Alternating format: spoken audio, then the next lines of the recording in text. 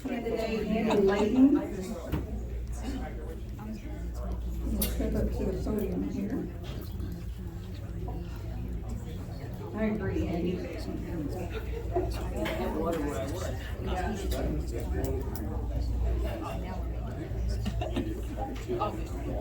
Hold it up here.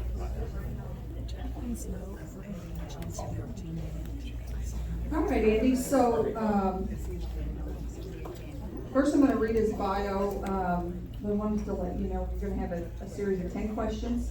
First 5 you answer. You'll have 2 minutes to answer each one of those.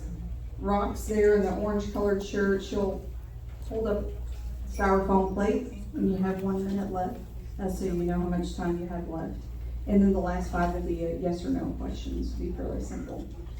I'm going to read Andy's bio here. Andy is a candidate for the Democratic nomination for Missouri House District 147 in the August 2nd, 2022 primary election. He is unopposed and is the presumptive Democratic nominee. Mr. Leighton will face nominees from the Republican and Libertarian parties in the open seat race in the November 8, 2022 general election. He previously ran for the same office in 2020.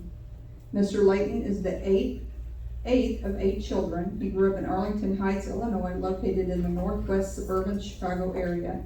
He has worked since childhood, starting with mowing lawns, raking leaves, and shoveling snow. Mr. Leighton graduated in 1980 from nearby Rolling Meadows High School.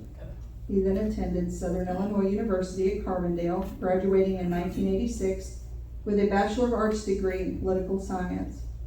In August 1988, Mr. Leighton married Pamela Gibson from Maconda, Illinois. The couple moved to Aurora, Illinois in 1989, where Mr. Leighton worked in the waste management industry in governmental affairs, sales, and marketing. They returned to the region, transferring to Cape Girardeau in 1996. After leaving the waste management industry in 1999, Mr. Leighton worked in telecommunications, insurance, and collections.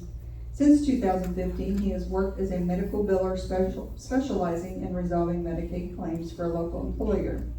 The Leightons have 2 sons, Roy and William, which they brought up in the Cape Girardeau public school system through high school graduation. The Leightons both volunteered in various capacities in the schools, contributed as coaches for Park District baseball and soccer leagues, and as Cub and Boy Scout leaders. They have 2 grandchildren who live in the area. Mr. Leighton is the current chairperson of the Cape Girardeau County Democratic Committee.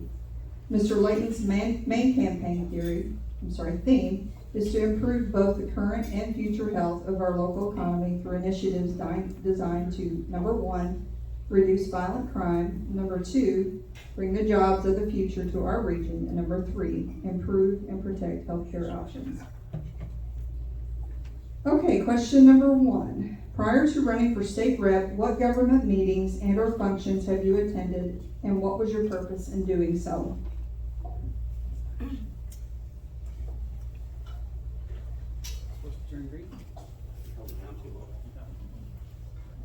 Sorry. All right. Can everyone hear me okay now? All right.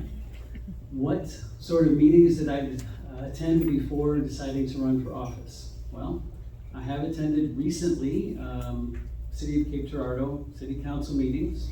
Not a lot of them. I have been to planning and zoning meetings as well. As you know, I am a political science person from training in college. I also took classes in public administration. During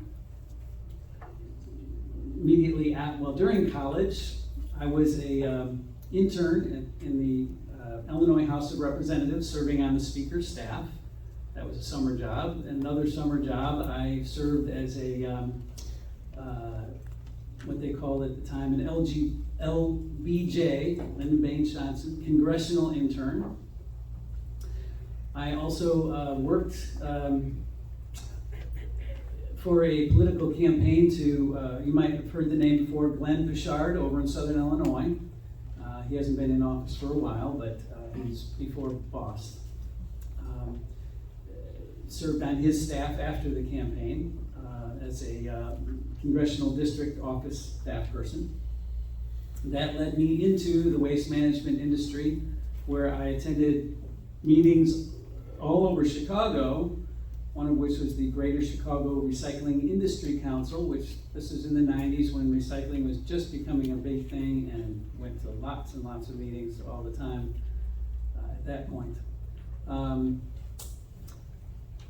That came, when I came here to Southern Illinois and Southeast Missouri, also attended many meetings here to bring waste management solutions to communities around here.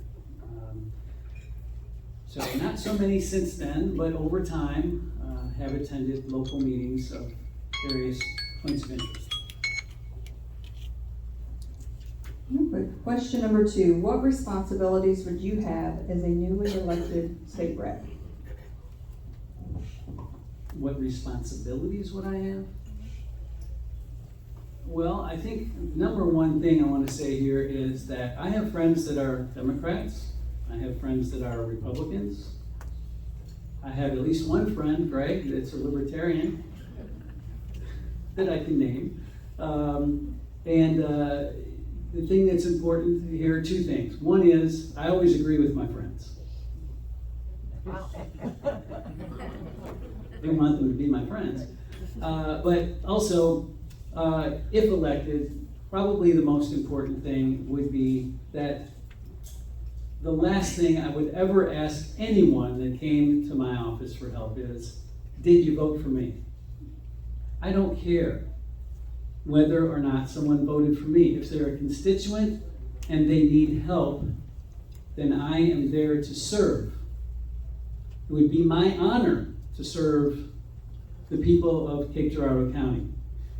The Cape Girardeau City District 147. Which brings me to another question I have of my own. If I may use this moment to get just a couple of ideas of who is here tonight. May I ask, out of all the members here, how many live in the county outside of the city of Cape Girardeau?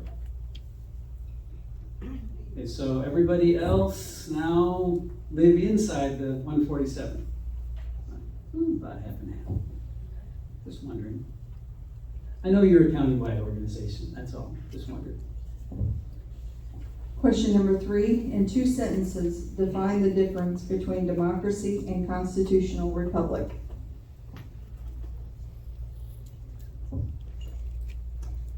And if you need to take 3 sentences or 4 sentences, you have 2 minutes. So. Okay, because when I said 2 sentences, I thought that might have been one of them. Democracy, just strictly speaking, is of the people, right? Demos is a person, and the idea is that everybody participates. But in a Republican democracy, you have separations. You have a central government, you have state governments, you have local governments, and then counties and regions and cities and so forth. So yeah, I guess that was probably more than 2 sentences. But question number 4, what are the top 3 specific issues that are most pressing for our state and country at present? Well, I think it would be fair to say that the top 3 issues for our state and the federal government could possibly be different. The reason that I'm running for a state office, state legislature, is stated in the introduction, was I'm here to reduce the violent crime rate in this state. I'm here to bring the jobs of the future to Cape Girardeau. And I am here to help improve a situation where we have unequal health in the state. And let me expand on it. I do have 2 minutes or no? Yes, sir. Running out of that 2 minutes. But right here, we have in this folder a report by the Missouri Chamber of Commerce. All right, this is a very seriously conservative organization. And what it is, it's a report on crime in Missouri. It's called Stronger Missouri, Safer Missouri. And what it tells us is that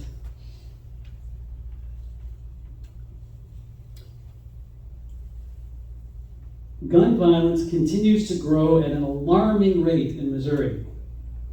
In 2020, 1,462 Missourians died by firearms, according to the CDC, Centers for Disease Control, with a rate of 3.9 deaths per 100,000 people. Missouri has the fourth highest rate of gun violence, gun deaths in the United States. 18th in population, number 4 in gun deaths. The other gem in here is this. Of all the counties in Missouri, there are... All right, next question, number 5. In 1 to 2 sentences, define the role of the federal government in relation to state government in the lives of private individuals.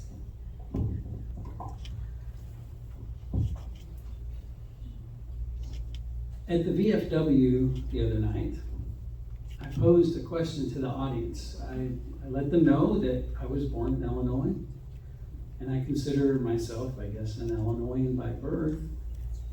I've lived in Missouri now almost 27 years, and I guess I'm a Missourian. But first and foremost, I have always considered myself an American, anywhere I go. And I've always thought, isn't it great to be an American? We are free. Land of the free, home of the brave. What a great mantra for a country to have. Okay, but these days, I wonder, what does it even mean to be an American anymore? You go state to state to state, and you have different rights.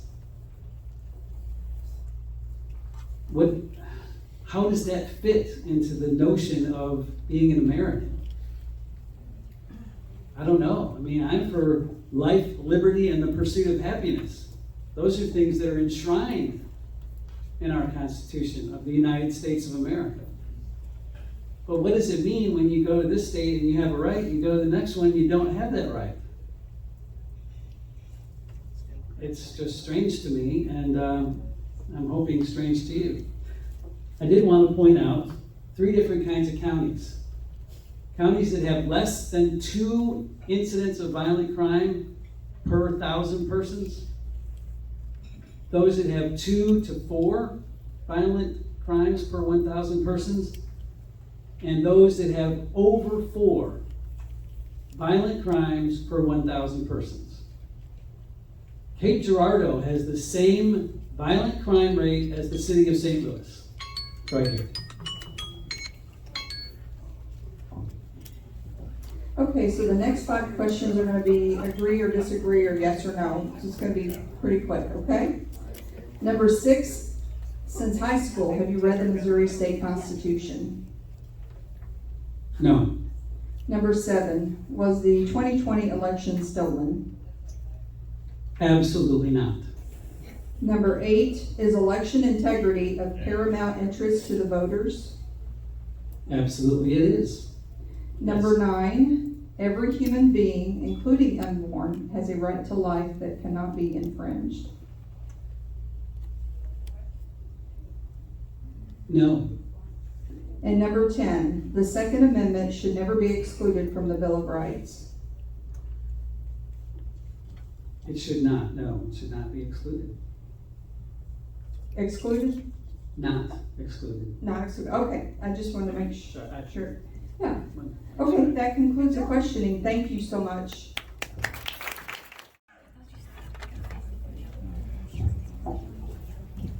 Thank you, Michelle, and thank you, Jan. I appreciate the opportunity to be here tonight. Thank all of you. You've been a wonderful audience.